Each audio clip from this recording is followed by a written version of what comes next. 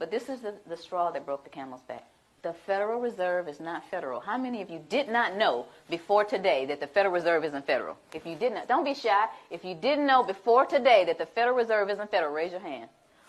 Most people don't know that. 9 out of 10 people that I asked off the street don't understand that the Federal Reserve is a non-auditable private banking cartel.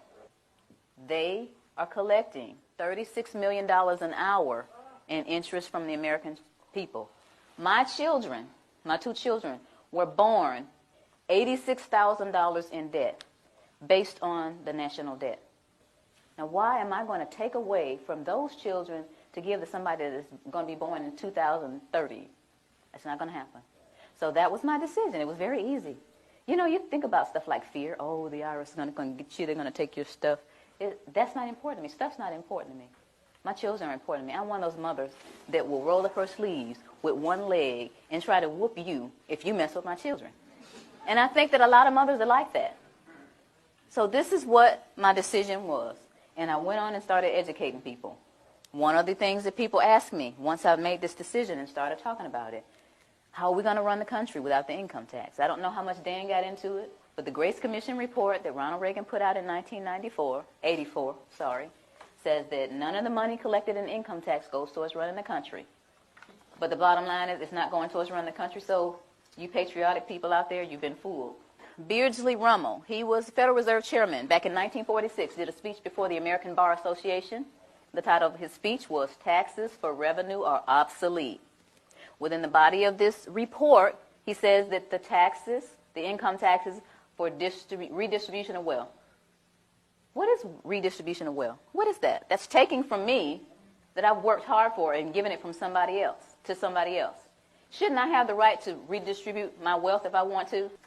Another question that they ask me is, how come I haven't heard this on TV or on the radio or in the newspaper? Well, sweetie, the simple answer to that is the same people who own the television stations and the newspapers and the radio stations are the same people who are involved with the Federal Reserve.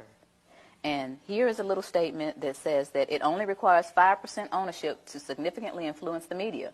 Rockefeller is one of the original shareholders of the Federal Reserve. As early as 1963, the House Banking Subcommittee reported that Rockefeller, through Chase Manhattan Bank, controlled 5.9% of the stock in CBS and the bank and gained interlocking directorates with ABC. I went all the way through high school, all the way through college, all the way through testing for the CPA, and all this Irish training and didn't hear about any of this. You think they want this information out here for you guys to eat up and chew up and find out what's really going on? I don't think so. Now, another one. Why don't we just tell our elected officials about this? And to make a really long story short, the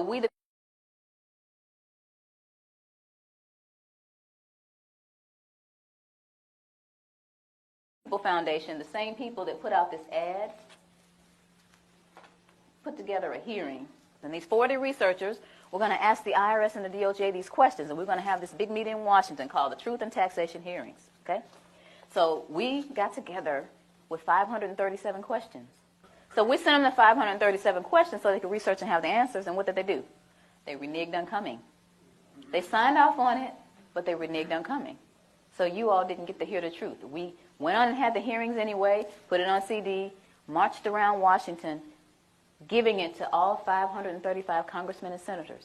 Please look at this information. We got stupid responses back like, thank you for visiting our offices in Washington. The next time you come to Washington, please visit us again. They don't care. Your presidents don't care.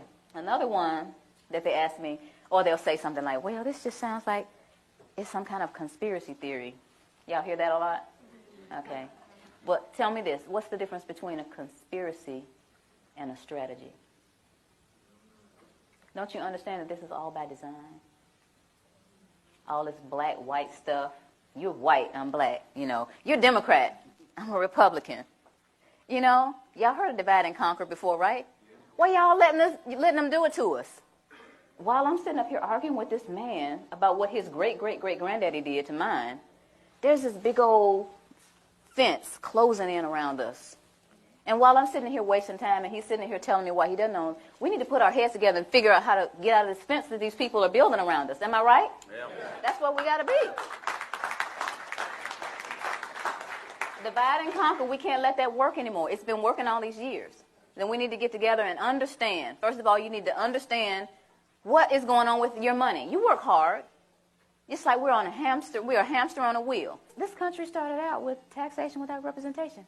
Where are we now? How did we get back to where we started? We got lazy and comfortable. Get out your comfort zone. I never tell people to file a tax return. I never tell them not to file. I never tell people to pay taxes, and I never tell them not to pay. What I tell people is to do your own research, do your due diligence, and decide whether or not you're going to be a slave or get off the plantation. That's your choice. So in essence, you're wasting time. As long as you continue to feed the monster's going to grow. They're going to laugh in your faces. Any kind of cause that you have, anything that you're trying to do in your life concerning getting things back on track with our country, the way it's supposed to be, you're going to get laughed at because you continue to give them the money to do whatever it is they're doing to us. A lot of people don't care. A lot of people get the money taken out of their checks and they actually think they're getting, I get back $3,000 every year. They don't take anything from me.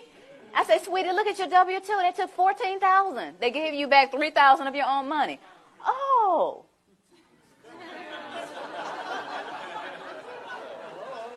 But the point is, if each of us understands where we are, who we are, and tries to do something about it, then we're going to get somewhere. This is a great country, but it's off track. And who's going to get it back on track? Yeah. Thank you. Thank you all.